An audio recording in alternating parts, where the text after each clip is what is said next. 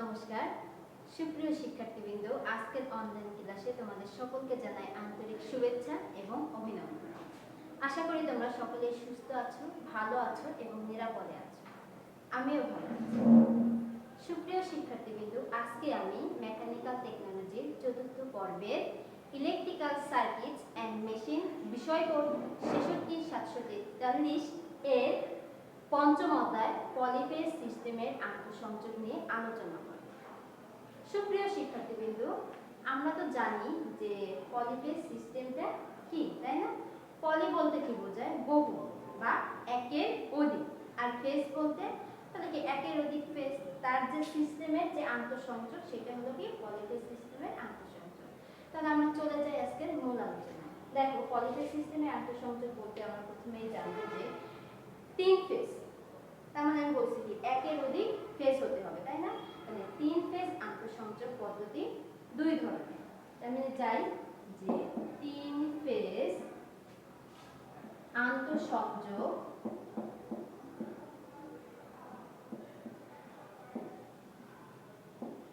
পদ্ধতি দুই ধরনের।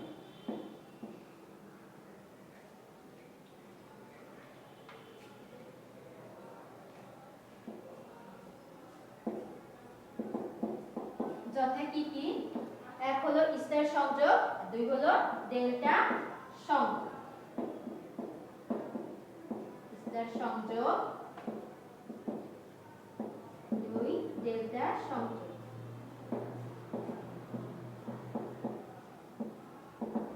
দেখো, আমাদের বলছে যে প্রথমেই পলিফেজ সিস্টেমে আন্তঃসংযোগ প্রধানত কত ধরনের? তিন ফেজ আন্তঃসংযোগ পদ্ধতি প্রধানত দুই ধরনের বা দুই প্রকার। কি কি? একটা হলো স্টার সংযোগ আর একটা হলো ডেল্টা সংযোগ। এখন আমরা জানবো স্টার সংযোগ কি আর ডেল্টা সংযোগ কি।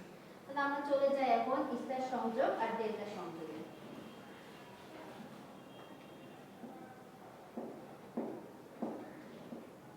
স্টার সংযোগ, দেখো আমরা জানি কি যে তিন ফেজ অল্টারনেটরের তিনটি কয়েল শুরু প্রান্তগুলো একটি নির্দিষ্ট বিন্দুতে এবং শেষ প্রান্তগুলো তিনটি লাইনের সাথে বের করে বহিস্থ সার্কিটের সাথে সংযোগ করার যে ব্যবস্থাপনা, তাই হলো স্টার সংযোগ। তাহলে স্টার সংযোগে যদি আমরা চিত্র দেখি, দেখো এই হলো আমাদের কয়েল। তাহলে এই হলো একটা কয়েল গেল, এই হলো দুইটা কয়েল, এই হলো আমাদের তিনটা কয়েল। এখন বলছি কি এই হলো L1, L2 আর L3। আমাদের স্টার সংযোগে বলছে তিন ফেজ অল্টারনেটর। তাহলে মানে কি অল্টারনেটর না এটা? তাই তিন ফেজ অল্টারনেটরের তিনটি কয়েলের শুরু প্রান্তগুলো একটি নির্দিষ্ট বিন্দুতে বা নির্দিষ্ট পয়েন্টে সংযোগ করে এবং শেষ প্রান্তগুলো হতে তিনটি লাইন বের করে বহিস্থ সার্কিটের সাথে, তার মানে কি বাইরের সার্কিটের সাথে সংযোগ করার যে ব্যবস্থাপনা, তাই কিন্তু হলো আমাদের স্টার সংযোগ। তাহলে দেখো, আমরা চিত্রের সাথে আমাদের যদি সংজ্ঞাটা মিলাই তাহলে আমাদের খুব সহজেই মিলে যাচ্ছে না যে তিন ফেজ অল্টারনেটরের তিনটি কয়েলের শুরু প্রান্তগুলো। দেখো, এইটা যদি আমরা শুরু প্রান্ত বিবেচনা করি তাহলে এখানে কি একটা নির্দিষ্ট বিন্দুতে হইছে। তাহলে এখন নির্দিষ্ট বিন্দুতে কিন্তু আমরা কি নিউট্রাল লাইনটা বের করব। আচ্ছা, তাহলে দেখো তিন ফেজ অল্টারনেটরের তিনটি কয়েলের শুরু প্রান্তগুলো একটি নির্দিষ্ট বিন্দুতে এবং শেষ প্রান্তগুলো, এই দেখো শেষ প্রান্তগুলো কি হইছে তিনটি লাইনের সাথে বাইরের সার্কিটের সাথে সংযোগ করার যে ব্যবস্থাপনা, সেটাই কিন্তু আমাদের স্টার সংযোগ। আচ্ছা, তাহলে স্টার সংযোগটা তো আমরা বুঝতে পারছি, সংজ্ঞাও আমরা খুব সহজেই জেনে পারবো। এখন আমরা যাব ডেল্টা সংযোগ।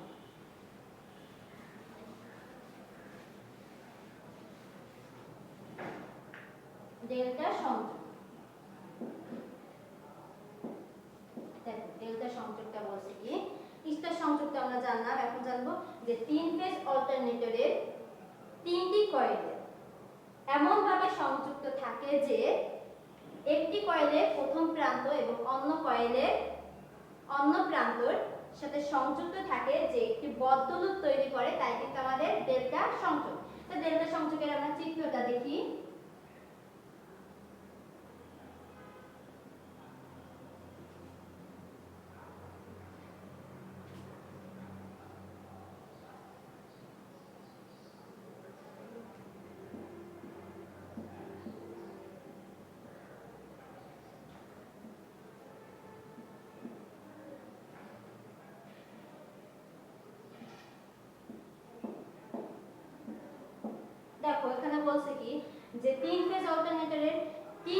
কয়েল এমন ভাবে সংযুক্ত থাকে যে, তাহলে দেখো এখানে বলছে কি 3 ফেজ অল্টারনেটর, তার কি 3টি কয়েল না, এমন ভাবে সংযুক্ত থাকে যে একটি কয়েলের প্রথম প্রান্ত অন্য একটি কয়েলের দ্বিতীয় প্রান্তের সাথে সংযুক্ত থেকে যে একটি বদ্ধ লুপ বা বদ্ধ সার্কিট তৈরি করে তাকে কি বলা হয়, তখন তাকে ডেল্টা সংযোগ বলা হয়। তাহলে ডেল্টা সংযোগটা কি চিত্রের সাথে সংখ্যা মনে আছে?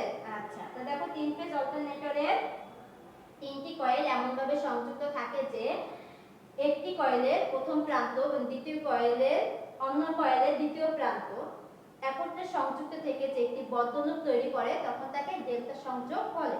তাহলে স্টার সংযোগ ডেল্টা সংযোগ কিন্তু আমরা জানলাম এবং তার প্রতীকও জানলাম।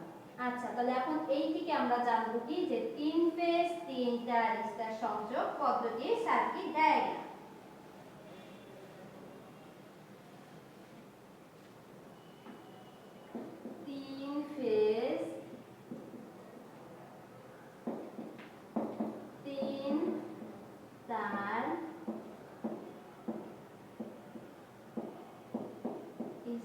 সংযোগ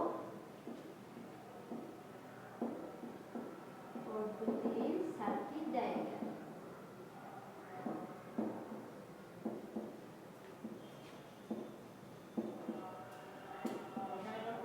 দেখো এখানে বলছি 3 ফেজ 3টা স্টার সংযোগ পদ্ধতির সার্কিট ডায়াগ্রাম। দেখো আমরা স্টার সংযোগ অঙ্কন করছিলাম না,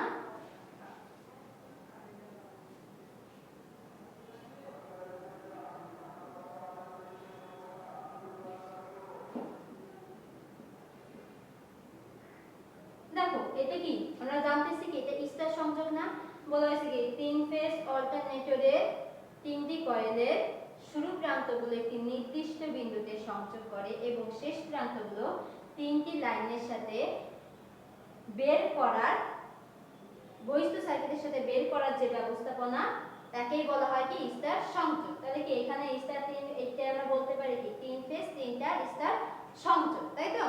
আচ্ছা, তাহলে 3 ফেজ 3টা স্টার সংযোগ তো আমরা জেনে গেলাম, কিন্তু এখানে যদি বলে যে এখানে কি একটা নির্দিষ্ট পয়েন্ট বা নির্দিষ্ট বিন্দু রয়েছে না, সেটাকেই বলা হয় কিন্তু নিউট্রাল পয়েন্ট। তার মানে কি 3 ফেজ অল্টারনেটরের 3টি কয়েলের শুরু প্রান্তগুলো একটি নির্দিষ্ট বিন্দুতে বা পয়েন্টে সংযোগ করার ব্যবস্থাপনাকে কি বলা হয়, নিউট্রাল পয়েন্ট। একে এন দ্বারা প্রকাশ করা হয়। এখন দেখো এখানে যখন আমরা 3 ফেজ 4 তার করব, তার মানে কি 3 ফেজ 4 তারে যে লাইন বা তার বের করা হয় তাকে কিন্তু কি বলে, নিউট্রাল তার বলে। এটা হবে কি 3 ফেজ 4 তার। দেখো আগে করছি আমরা কি 3 ফেজ, যখন আমি নিউট্রালটা বাদ দিয়ে দিব তখন আমার হয়ে যাবে কি 3 ফেজ 3 তার, তাই না? 3 ফেজ 3 তার, কিন্তু যখনই আমি নিউট্রাল সংযোগ দিব তখনই কিন্তু হয়ে যাবে কি 3 ফেজ 4 তার। কারণ এখানে বলা হয়েছে কি যে 3 ফেজ অল্টারনেটরের 3টি কয়েলের শুরু প্রান্তগুলো একটি নির্দিষ্ট বিন্দুতে বা নির্দিষ্ট পয়েন্টে সংযোগ করা হয় তাকেই বলা হয় কি নিউট্রাল পয়েন্ট। আর যখন 3 ফেজ 4 তারে স্টার সংযোগের জন্য যে তার বা লাইন বের করা হয় তাকেই কিন্তু বলা হয় কি নিউট্রাল তার। একে এন দ্বারা প্রকাশ করা হয়। তাহলে আমরা 3 ফেজ 3 তার 3 ফেজ 4 তার দুইটাই কিন্তু সার্কিট ডায়াগ্রাম দেখো। এখন দেখো আমরা যখন জানবো যে ফেজ ভোল্টেজ আর লাইন ভোল্টেজ কি, আমরা জানি যে যে কোনো দুটি লাইনের মধ্য দিয়ে যে ভোল্টেজ পাওয়া যায় তাকে কিন্তু বলা হয় কি ফেজ ভোল্টেজ। হতে পারে L1 আর L2 এর মধ্যে যে ভোল্টেজ পাওয়া যাবে সেটাই হলো লাইন ভোল্টেজ, অথবা L2 L3 এর মধ্যে যে ভোল্টেজ পাওয়া যাবে সেটাই কিন্তু লাইন ভোল্টেজ, অথবা L1 L3 এর মধ্যে যে ভোল্টেজ পাওয়া যাবে তাকেই বলা হয় কি লাইন ভোল্টেজ। তাহলে আমরা সেখানে দেখাই L2 আর L3 এর মধ্যে, তার মানে কি যে কোনো দুটি লাইনের মধ্যে যে ভোল্টেজ পাওয়া যায় তাকে বলা হয় কি লাইন ভোল্টেজ। একে VL দ্বারা প্রকাশ করা হয়। আর একটা কি ফেজ ভোল্টেজ, যে কোনো একটি লাইন এবং নিউট্রালের মধ্যে যে ভোল্টেজ পাওয়া যায় তাকে বলা হয় কি ফেজ ভোল্টেজ। তাহলে আমরা এখানে জানি কি এইটা ফেজ ভোল্টেজ না, ফেজ ভোল্টেজ। অথবা দেখো L1 N এর সাথে আমরা L2 N এর সাথে L3 N এর সাথে আমরা যাই বলি না কেন, তাহলে বলতে হবে কি লাইন ভোল্টেজ। যে কোনো দুটি লাইনের মধ্যে যে ভোল্টেজ পাওয়া যায় তাকে বলা হয় লাইন ভোল্টেজ। আর যে কোনো একটি লাইন এবং নিউট্রালের মধ্যে যে ভোল্টেজ পাওয়া যায় তাকে বলা হয় কি ফেজ ভোল্টেজ। সুপ্রিয় শিক্ষার্থীবৃন্দ, আমরা এখান থেকে কি জানলাম যে স্টার সংযোগ কি, ডেল্টা সংযোগ কি, তিন ফেজ তিনটা স্টার সংযোগ পদ্ধতির সার্কিট ডায়াগ্রাম, তিন ফেজ চারটা স্টার সংযোগ পদ্ধতির circuit diagram, phase voltage, line voltage, neutral point, neutral তার। আমাদের কিন্তু এখান থেকে পরীক্ষায় আসার সম্ভাবনা থাকে।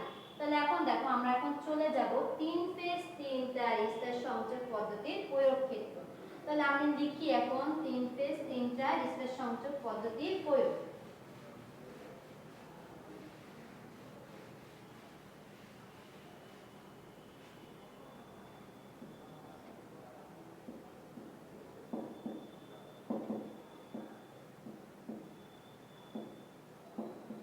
দেখো তিন ফেজ তিনটা স্টার সংযোগ পদ্ধতির প্রয়োগ ক্ষেত্রটা কি জিনিস, তাই না?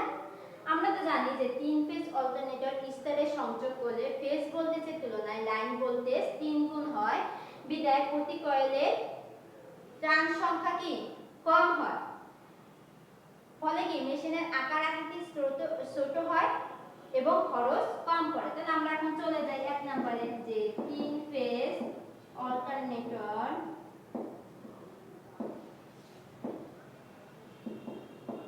স্টারে সংযোগ করলে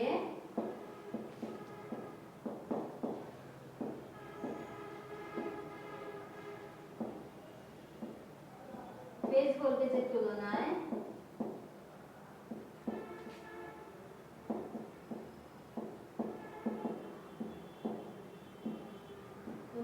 লাইন ভোল্টেজ 3 গুণ হয়। তার মানে কি ফেজ ভোল্টেজের তুলনায় লাইন ভোল্টেজ কত হবে? 3 গুণ।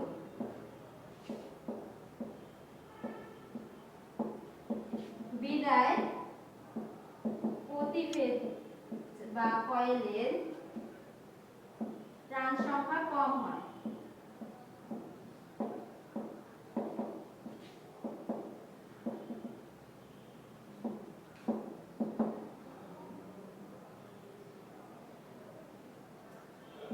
ফলে মেশিনের আকার আকৃতি ছোট হয়।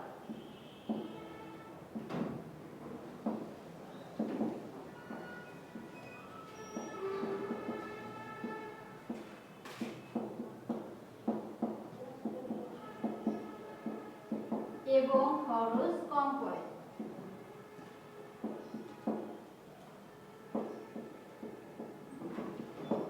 দেখো বলছি কি যে তিন ফেজ অল্টারনেটরে তো আমরা সার্কিট ডায়াগ্রাম দেখছি, তাই না? যে তিন ফেজ অল্টারনেটর স্টারে সংযোগ করলে যে ফেজ ভোল্টেজ আছে তা ফেজ ভোল্টেজের তুলনায় লাইন ভোল্টেজ 3 গুণ হয়। আমরা কিন্তু ফেজ ভোল্টেজ লাইন ভোল্টেজও জেনে আসছি। তাহলে ফেজ ভোল্টেজের তুলনায় লাইন ভোল্টেজ 3 গুণ হয়, তাই প্রতি কয়েলের টার্ন সংখ্যা মানে ঘূর্ণন সংখ্যা বা প্যাচ সংখ্যাও কিন্তু কম হয়, ফলে মেশিনের আকার আকৃতি ছোট হয়। আকার আকৃতি যদি ছোট হয় তাহলে কি খরচও কম পড়বে। আচ্ছা, তাহলে এটা গেল আমাদের প্রয়োগ ক্ষেত্র 1 নাম্বার। এখন আমরা আরেকটা দেখব যে তিন ফেজ ইন্ডাকশন মোটরকে স্টার্টিং মুহূর্তে অতিরিক্ত কারেন্টের হাত হতে রক্ষা করার জন্য তিন ফেজ তিনটা স্টার সংযোগ ব্যবহার করা হয়। তাহলে এখানে বলছি কি তিন ফেজ ইন্ডাকশন মোটরকে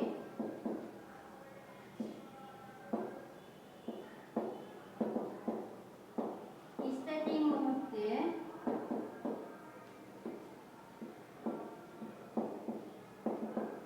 অতিরিক্ত কারেন্টের হাত হতে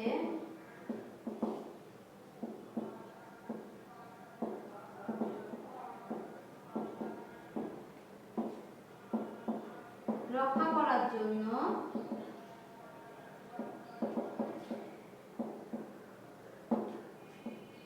তিন ফেজ তিনটা স্টার সংযোগ ব্যবহার করা হয়।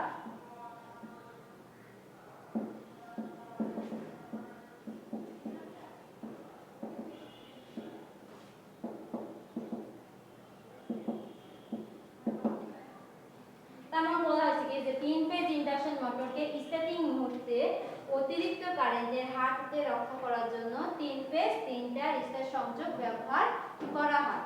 কিন্তু পরে যখন এই মেশিনটা ঘোরার 40% স্পিডে আসলে তখন কি ডেল্টা সংযোগ করা হয়। তাহলে মোটর 40% স্পিডে আসলে ডেল্টা সংযোগ করা হয়।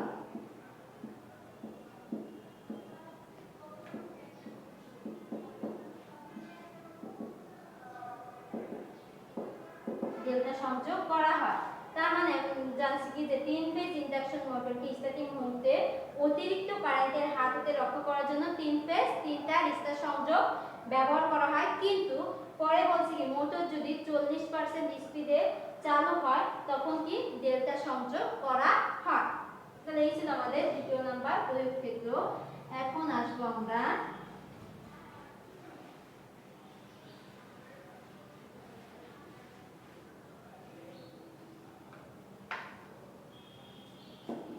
ট্রান্সমিশন লাইনে ব্যবহৃত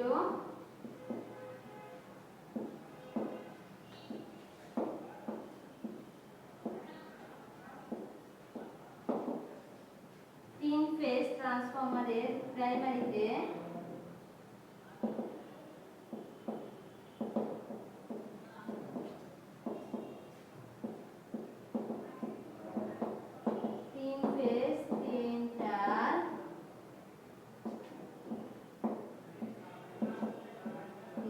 সংযোগ করা হয়।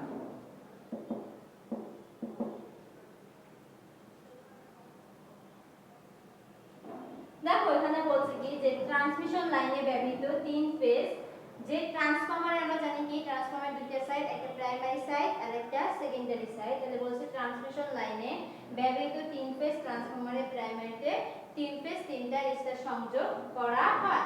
তার মানে কি আমরা জানি ট্রান্সফরমারের দুইটা সাইড, একটা প্রাইমারি একটা সেকেন্ডারি। এখানে বলছে যে ট্রান্সফরমারের প্রাইমারি সাইডে 3 ফেজ 3টা স্টার সংযোগ করা হয়। এখন বলা হয়েছে 3 নাম্বার 4 নাম্বার ডিস্ট্রিবিউশন। আগে জানলাম আমরা কি ট্রান্সমিশন লাইন, আর এখন জানবো কি ডিস্ট্রিবিউশন লাইনের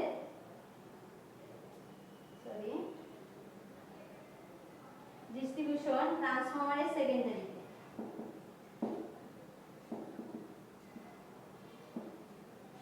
ট্রান্সফরমারের সেকেন্ডারিতে 3 ফেজ 3টা সংযোগ ব্যবহার করা হয়। ডিস্ট্রিবিউশন ট্রান্সফরমারের সেকেন্ডারিতে 3 ফেজ 3টা স্টার সংযোগ ব্যবহার করা হয়।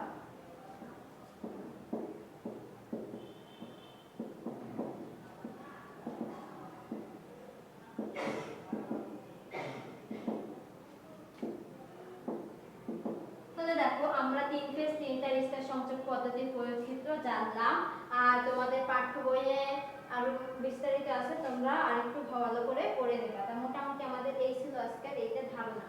এখন আমরা যেহেতু জানলাম কি 3 ফেজ 3টা স্টার সংযোগ পদ্ধতির প্রয়োগ ক্ষেত্র, তাহলে এখন আমরা জেনে আসি 3 ফেজ 4টা স্টার সংযোগ পদ্ধতির প্রয়োগ ক্ষেত্র। দেখো এটা যদি আমরা জানি কি 3 ফেজ 3টা, এখন জানবো 3 ফেজ 4টা। এই দুইটা দিয়ে কিন্তু পরীক্ষায় একটা আসার সম্ভাবনা বেশি থাকে সংক্ষিপ্ত প্রশ্নের জন্য।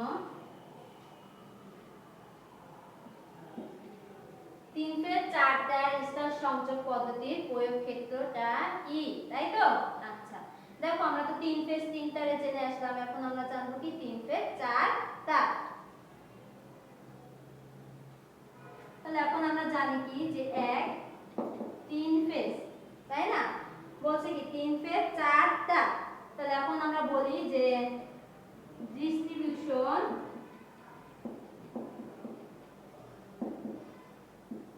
ট্রান্সফরমারের সেকেন্ডারিতে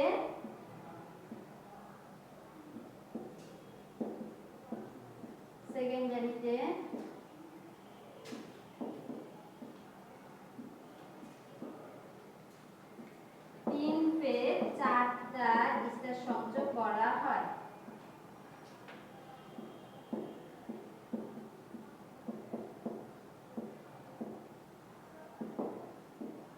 কেন করা হয়, তাই না? আমরা বলছি যে ডিস্ট্রিবিউশন ট্রান্সফরমার সেকেন্ডারি 3 ফেজ 4টা স্টার সংযোগটা কেন করা হয়। তাহলে এখন কারণ আমরা জানি কি, দেওয়া গ্রাহক বিন্দু যন্ত্রপাতি।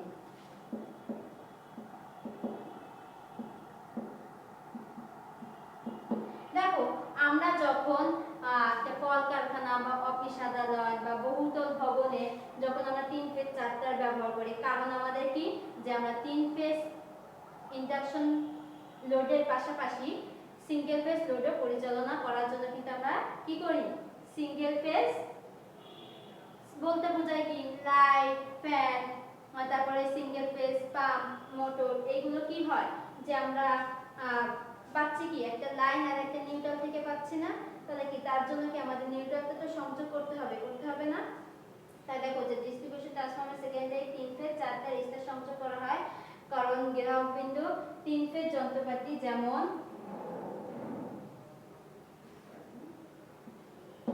3 ফেজ যন্ত্রপাতি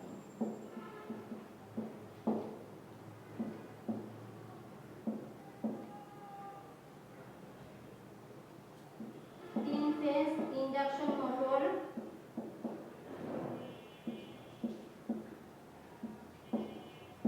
চালনার পাশাপাশি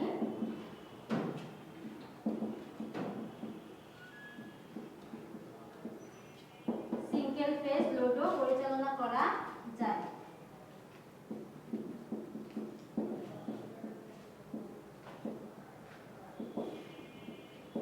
আমাদের বলছে কি আমরা যে 3 ফেজ 4 টা সংযোগটা করি, তার কারণ হলো কি যে 3 ফেজ লোডের পাশাপাশি যাতে আমরা সিঙ্গেল ফেজ লোডটাও পরিচালনা করতে পারি, তার জন্য কিন্তু আমাদের কি করা হয় 3 ফেজ 4 টা সংযোগ করা হয়। বুঝতে পারছো? আচ্ছা এটা হলো 1 নম্বরে। এখন আমরা আরো দেখি।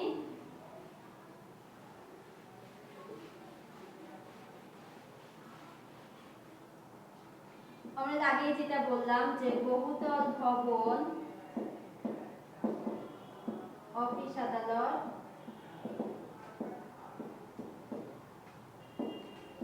কলকারখানা,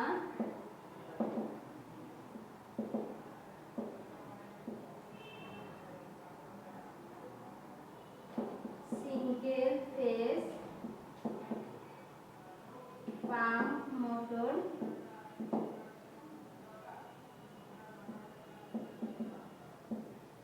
চালনার জন্য 3 ফেজ 4 টা সংযোগ করা হয়।